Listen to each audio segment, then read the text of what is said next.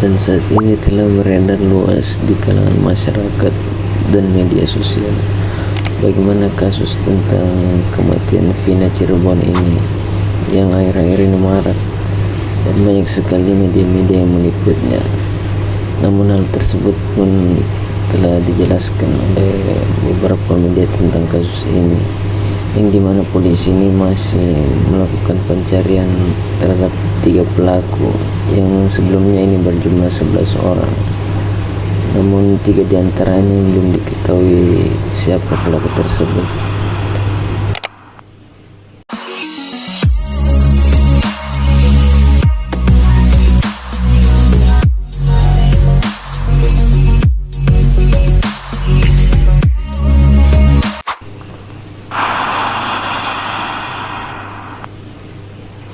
Kita akan kembali lanjutkan perbincangan. Sudah ada satu narasumber lagi yang bergabung dengan kita dan akan memberikan pandangannya tentunya melalui daring. Pak Wahyu tadi sudah sempat saya kenalkan dari Kompolnas, ini akan melihat dan juga menyikapi apa yang menjadi aduan dari Ibu Titin selaku kuasa hukum dari Saka Tatal, ini dari sudut pandang Kompolnas. Pak Wahyu, ada laporan yang dilakukan oleh Ibu Titin setidaknya kemudian membuka fakta kembali dari kasus yang terjadi 2016 silam. Ada salah prosedur penangkapan. Kemudian juga kita dengarkan tadi bagaimana Bu Titin bercerita hasil visum ini tidak sesuai dengan apa yang dikemukakan di pengadilan juga, termasuk juga yang menjadi tuntutan dari jaksa.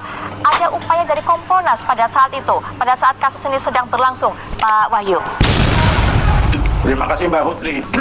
Jadi perlu kami sampaikan, kondisi ini sudah kami perkirakan. Akan banyak yang kemudian menyampaikan informasi-informasi tambahan atau lanjut. Karena begini, kita melihat kejadian ini kan aneh.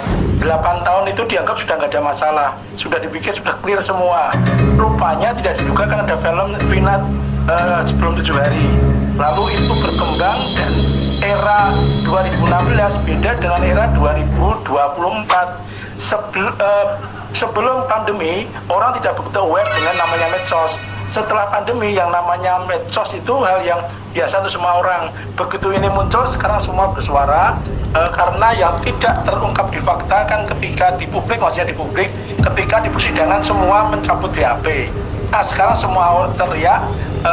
Hal ini menurut saya sikap dari Polda Jabar yang sangat lamban merespon ini hanya dengan statement-statement, lalu muncullah dengan spekulasi, muncullah orang yang mengajukan data, dan ini kalau tidak segera diatasi dengan cepat, maka statement dari Mabes Polri yang akan turun memberikan bantuan teknis dan taktis itu segera mungkin. Sepanjang itu mundur terus, maka akan nanti sebentar lagi tentu ada yang mengungkap lagi, dan ini akan seperti bola salju yang menurut saya kalau tidak diatasi secara pasti dan secara detail, yang kami sarankan menggunakan scientific investigation dengan memeriksa kembali mereka yang sekarang di LP, kemudian mendalami, tidak sekedar membuat publik itu senang dengan statement-statement yang menghibur dalam tanda petik. Seperti kemarin ada nyebar DPO, orangnya nggak jelas siapa orangnya, laki perempuan, umur berapa. Yang terjadi kan kemudian spekulasi sampai lurahnya akan membantah, kebingungan dan sebagainya. Ini nanti akan muncul lagi kemarin yang Saka yang sudah keluar dari penjara tahun 2020. Tidak pernah ada problem. Begitu ini muncul seolah-olah ada ini kesempatan untuk akan menunjukkan bukti baru atau ingin menunjukkan saya ingin ada keadilan baru. Nah, ini kemudian akan berkembang terus. Jadi pendek kata menurut saya ini perlu disikapi oleh Polri. Ini reminder bagi Polri. Sekarang ini tidak lagi zamannya nutup-nutupi, tidak lagi zamannya statement, harus action, dan action itu harus secara taktis betul, sehingga publik tidak dibuat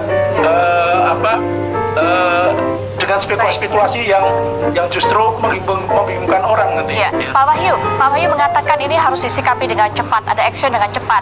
Mana kemudian yang harus kemudian diberikan penanganan terlebih dahulu? Menemukan DPU, 3 DPU tersebut, atau kemudian pihak kepolisian juga mendengarkan dan membuka kembali keterangan-keterangan ataupun juga fakta-fakta yang baru diungkap, termasuk juga oleh Saka ini?